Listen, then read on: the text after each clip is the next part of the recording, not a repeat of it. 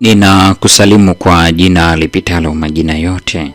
Hili sio jina la mtu awaye yote, bali ni jina la Bwana wetu Yesu Kristo.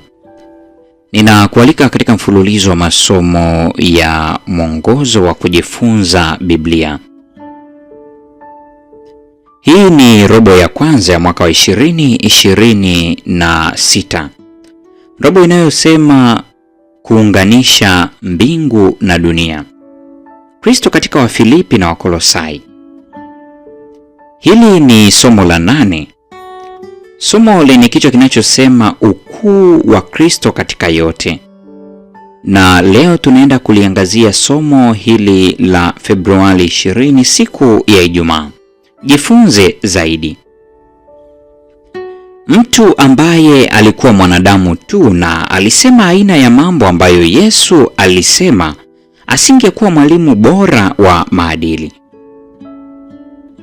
Angekuwa majinuni kwa kiwango na mtu anayesema yeye ni yai la maji, au angekuwa ibilisi wa kuzimu. Ni lazima ufanye uchaguzi wako. Ama mtu huyu alikuwa na ni mwana wa Mungu, au ni mwenda wazimu, au kitu kibaya zaidi.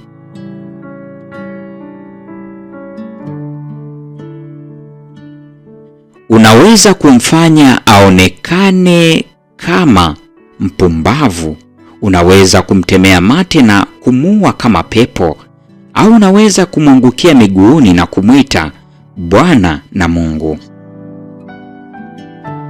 Lakini hebu tusilete upuuzi wowote wa kudhalilisha kuhusu kuwa kwake mwalimu bora wa kibinadamu. Hajatufunulia hilo, hakukusudia. Baba ndiye utimilifu wote wa uungu katika mwili na haonekani kwa macho ya kibinadamu. Mwana ndiye utimilifu wote wa uungu uliodhihirishwa. Neno la Mungu linamtangaza kuwa chapa ya nafsi yake. Ellen G. White, Evangelism, ukurasa wa 614. Kristo ndiye mwana wa Mungu aliyekuwepo kabla ya yote, anayeishi pasipo kutegemea kitu chochote. Katika kuzungumzia kuwepo kwake kabla ya yote, Kristo anapeleka akili zetu nyuma katika zama zisizo na mwanzo. Anatuhakikishia kwamba haujawahi kuwepo wakati ambapo hakuwa katika ushirika wa karibu na Mungu wa milele. Alikuwa sawa na Mungu asiye na ukomo na mwenye uweza wote. Yeye ni mwana wa milele anayeishi pasipo kutegemea kitu chochote. Ellen G. White, Evangelism, ukurasa wa 615. Maswali ya kujadili. Swali la kwanza. Tafakari zaidi swali la uungu wa milele wa Yesu. Fikiria kwa makini maana ya mpango mzima wa wokovu na maana ya dhabihu msalabani ikiwa Yesu asingekuwa Mungu wa milele, yule ambaye kamwe hakuumbwa lakini daima alikuwepo tangu milele. Kwa nini fundisho hilo ni muhimu sana?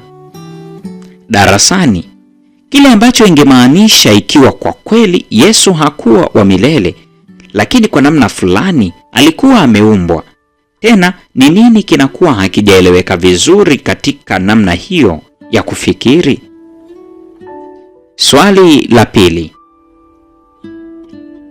Tunapofikiria juu ya Yesu, Injili na mpango wa wokovu, kwa nini ni lazima tudumishe dhana ya kuhusika kwa ulimwengu wote na kuvutiwa na kile Yesu alichofanya hapa kama sehemu ya kutafakari kwetu?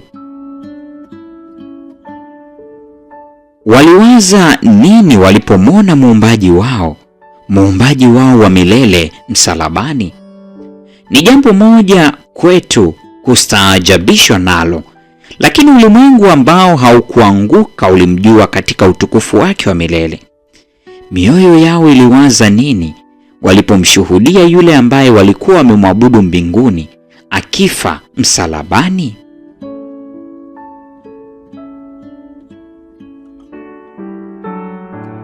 Swali la tatu.